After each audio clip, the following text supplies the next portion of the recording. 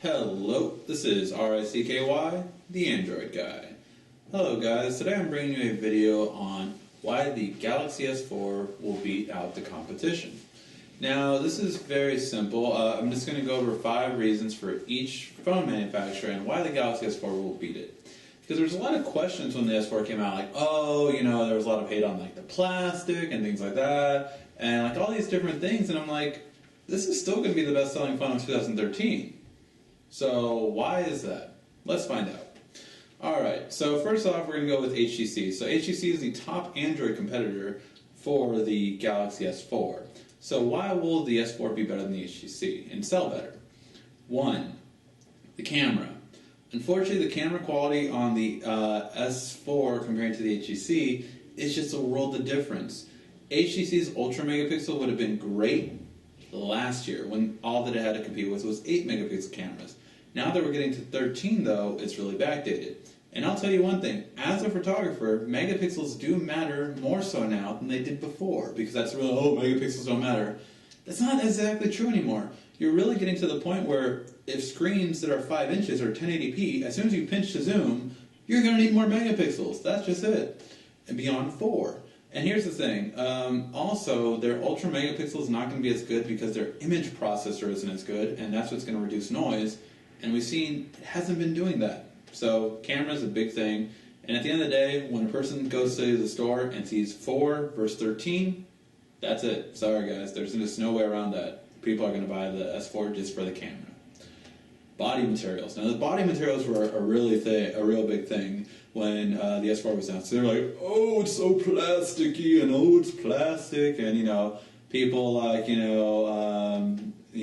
not going to name names, Dave Pena, Android junkie, just saying. The body materials were honestly fine.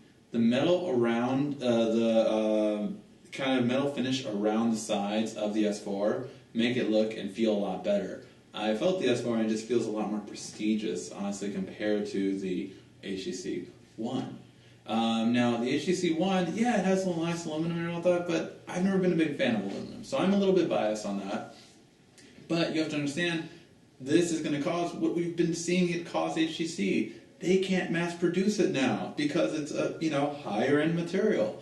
And say what you will about plastic, Samsung is the best mass production manufacturer in the world right now, because instead of using some of these high-end materials, they are using materials that you can mass produce more easily and that you never get backdated on, like HTC and like these other companies have been.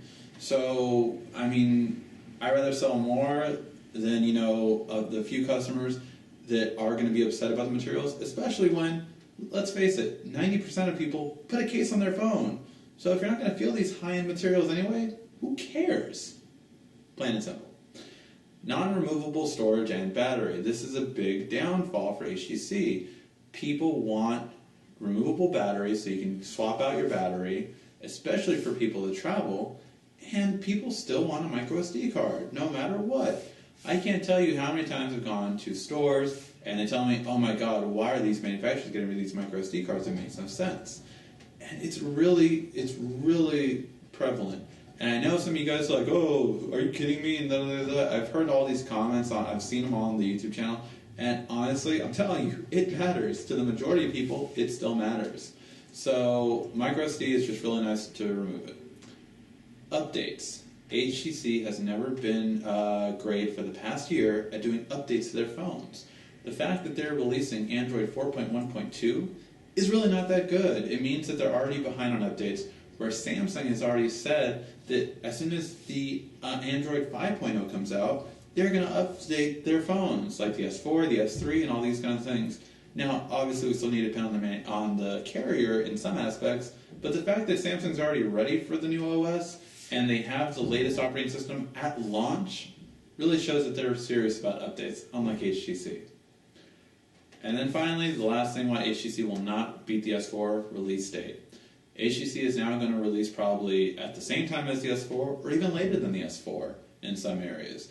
So because of that, they had their chance. They were going to have a month before the Galaxy S4 They're having a month delay because of their manufacturing issues, and one of their suppliers doesn't even think they're going to sell, so they don't want to make it for them.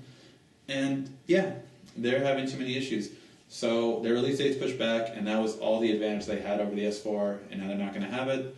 The S4, if it comes out before the HTC, no one's going to care when the HTC comes out. Sorry, guys. Some people might use it. Some people might still be diehard HTC fans. But at the end of the day, the masses will buy the S4, hands down. All right, let's move on to the iPhone. So why will the S4 be better than the iPhone? First reason, Apple is going to have a lose-lose situation this year. This is what I mean. So Apple is going to lose customers no matter what, and this is why.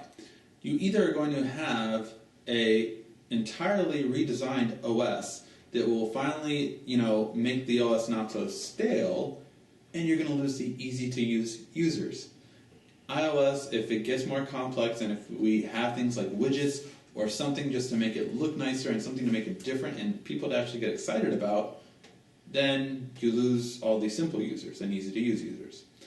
However, if they keep it simple and easy, you're going to get all the people that have had iOS for a long time and that are kind of bored with it, and you're going to lose them to Android. So no matter what, it's a lose-lose situation for them. They can either improve it dramatically and lose the easy-to-use users, or they can make it easy. They can make it still simple and stale and lose the advanced users. So no matter what, it's a lose-lose situation. Second thing, poor marketing. Apple has gone down extremely in marketing. For the past year now, their marketing has been less than subpar, really. It's just been like they're like da-da-da-da rock, da-da-da-da this, da-da-da-da. It's like, what does it have to do with anything? Why? It's so bad. Apple has lost its marketing touch. I believe they did hire a new marketing company, and they're to blame for it. Fire them, hire someone else, because they're not doing a damn thing for you. So yeah.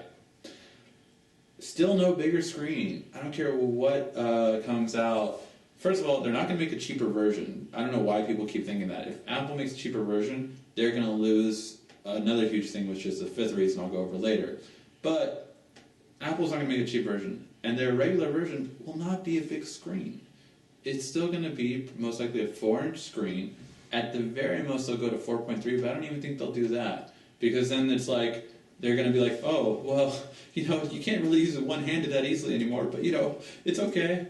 Like, they're just, they're not going to make a bigger screen because they've set it so well that, like, oh, yes, we want this size screen so you can use it one-handed very easily. And then if they go back on that, then, again, people are just like, so what are you doing here?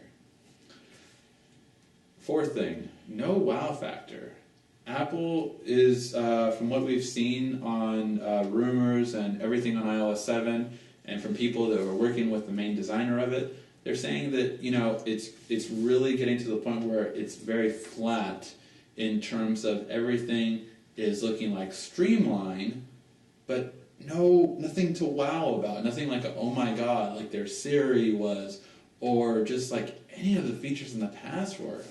The reason why iOS 6 looks so bad compared to Android was because there was nothing that you could not do on iOS that wasn't on Android.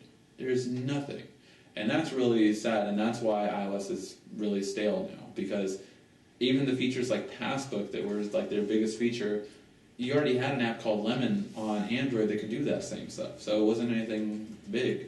So that's the sad part about it. And finally, they have lost their prestige branding. Their brand is no longer high-end.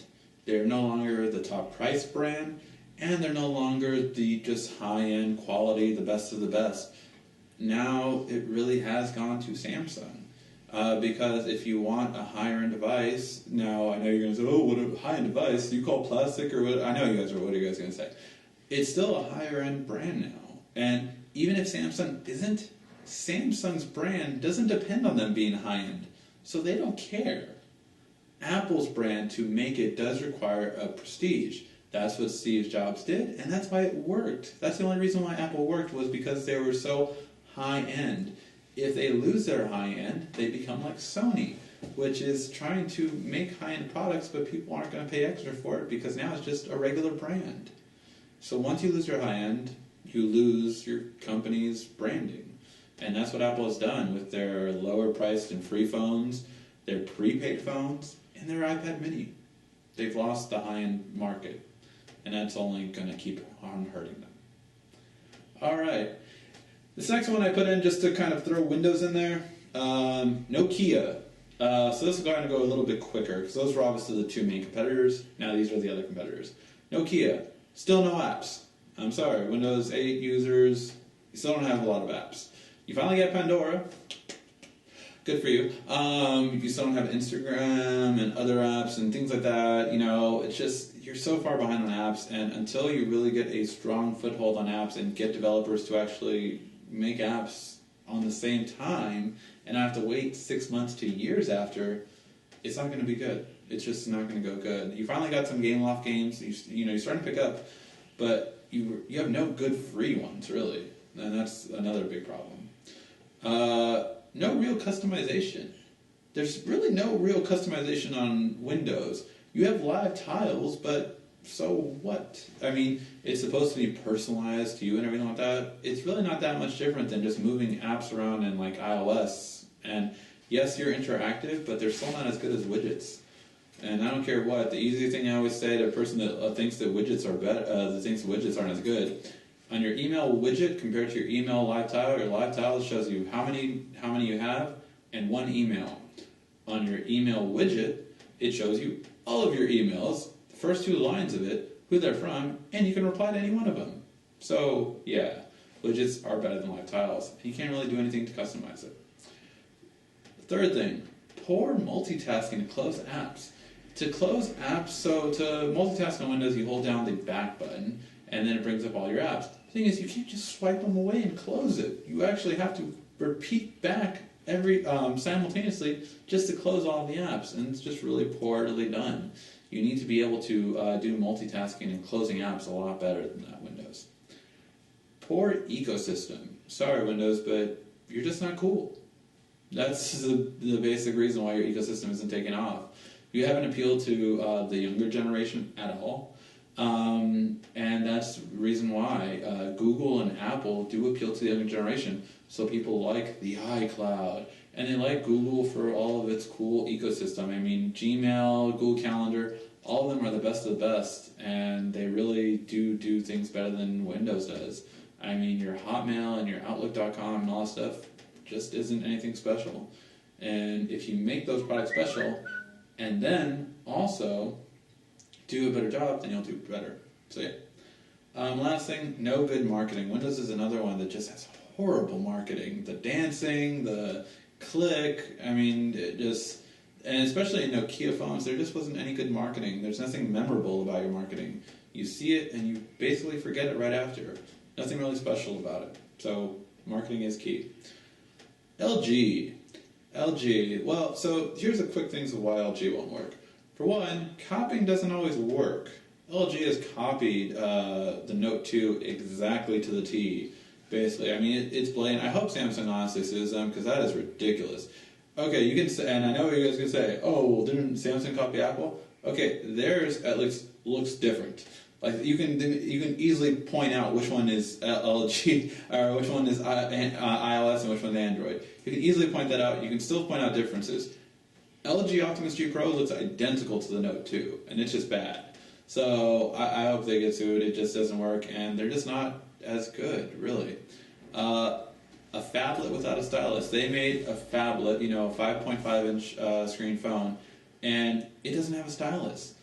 You kind of need that. They kind of go hand in hand. And I know you have these little apps that move around and everything like that, but split screen is where it's at, and that's what the Note 2 has, and you don't have it. Third, poor Optimus branding. Optimus is a bad brand. Every time I think of an LG Optimus, I think of a little cheap prepaid phone. Stop naming it Optimus. Until you get rid of that, it's just not going to work. So make it the G Pro, or the G, make it something like that, but Optimus sucks. It's horrible branding, and you haven't had any marketing to make it better, so it sucks. Sorry. Fourth thing, this we found out with the Nexus 4 and with the Optimus G. Now, a lot of my viewers have thought that the Nexus 4 and the Optimus G were high-selling phones. They're not. LG cannot mass produce. And we know they weren't high-selling phones because of the fact that they just couldn't produce. That's why they were always sold out. And when we see their numbers and how much they've sold, they're nowhere near the other competitors like Samsung or Apple. They just haven't sold as much. And they still haven't even sold as much as ZTE and Huawei. So they're not like just selling them like hotcakes. They really just can't mass produce, and that's why they're always sold out. So even if they make a really nice phone that starts to sell, they're going to be sold out, and then no one can get them. That's what happened with the Nexus 4. That's why I wouldn't recommend Google ever going with them again. And lastly, accessories. LG, you are probably the least amount of accessories on a phone next to Sony on Android. You don't have accessories for your phones. Accessories sell. That's one of the main reasons the Galaxy S3 did so well. It was the only phone to really match Apple for accessories on their device. So that really helps out. Now, of course, missing from this was Sony and I'm sure Motorola and BlackBerry. And frankly, those should just be obvious why they won't compete with the S4. So, there you have it. Why the Galaxy S4 will outsell everyone in the competition and why it will be the highest selling phone of 2013. Thank you guys for watching. This is RICKY, the Android Guy.